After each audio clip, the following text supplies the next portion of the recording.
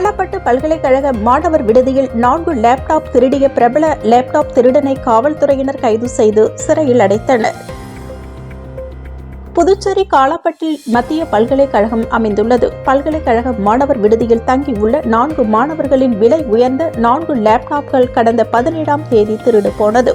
இதுகுறித்து பல்கலைக்கழக காவலர் மகேஸ்வரன் கொடுத்த புகாரின் பேரில் Kalapattu inspector Dhanasekaran, sub inspector Kumar மற்றும் காவல்துறையினர் வழக்கு பதிவு செய்து பல்கலைக்கழக வளாகத்தில் உள்ள சிசிடிவி பதிவுகளை ஆய்வு செய்தனர்.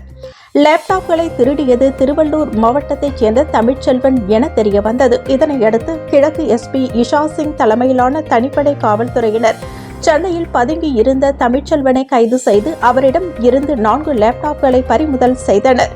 அவரை நீதிமன்றத்தில் ஆஜர்படுத்தி சிறையில் அடைத்தனர். கைது செய்யப்பட்ட தமிழ்ச்செல்வன் மாணவர் விடுதிகளில் லேப்டாப்களை மட்டும் குறிவைத்து திருடுவதை வழக்கமாக கொண்டவர் என்பதும், இவர் மீது பல்வேறு மாநிலங்களில் லேப்டாப் திருட்டு வழக்குகள் நிலுவையில் உள்ளது குறிப்பிடத்தக்கது.